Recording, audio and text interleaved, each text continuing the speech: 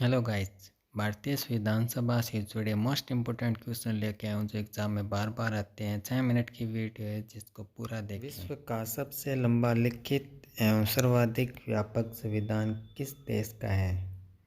तो आपके ऑप्शन हैं, option A Britain, option B Bharat, option C Canada, option D दक्षिण अफ्रीका। तो सही उत्तर है ऑप्शन बी भारत। अब इसकी व्याख्या।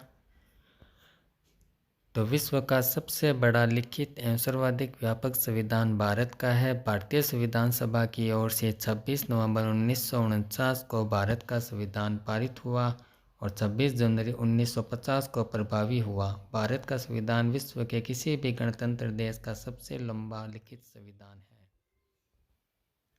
भारतीय संविधान कैसा है? तो ऑप्शन ए कठोर, ऑप्शन बी लचीला, ऑप्शन सी न ही कठोर न ही लचीला और ऑप्शन डी कठोर और लचीला। तो राइट आंसर ऑप्शन डी कठोर और लचीला। तो आइए इसकी व्याख्या देखते हैं।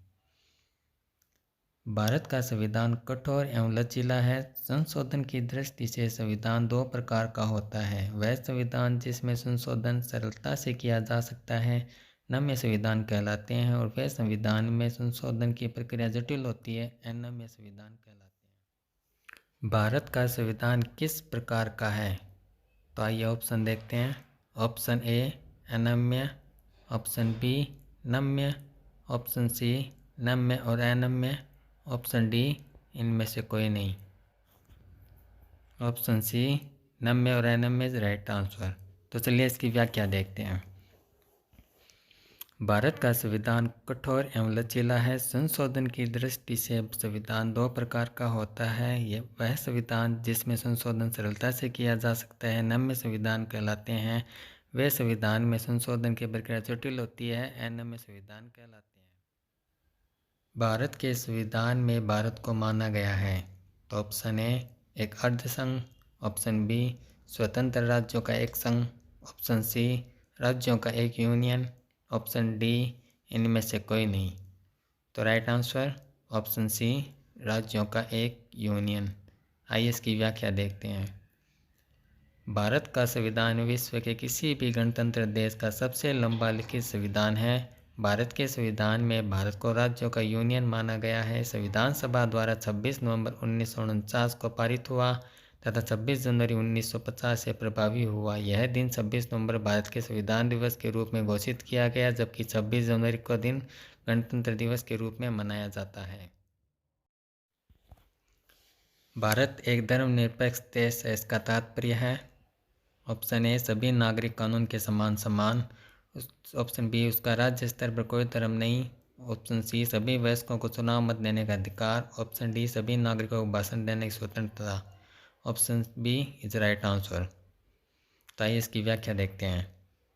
भारत एक धर्मनिरपेक्ष राज्य है, इसका तात्पर्य है कि उसका राज्य स्तर पर कोई धर्म नहीं है। निम्नलिखित कथनों में कौन सही है?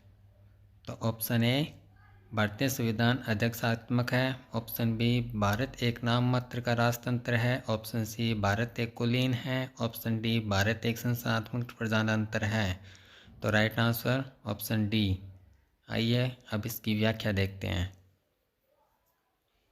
संविधान के प्रस्तावना की अभिव्यक्ति से ही इस बात स्पष्ट हो जाती है कि भारत के संविधान में राजनीतिक सत्ता का अंतिम स्रोत जनता को माना है। संविधान के अनुसार मंत्रिमंडल जनता द्वारा निर्वाचित सदस्य में समक्ष उत्तरदायी होगा और कार्यकारिणी का दूसरा, अन्यथा राष्ट्रपति भी संसद के समक्ष इस अर्थ में उत्तरदायी है।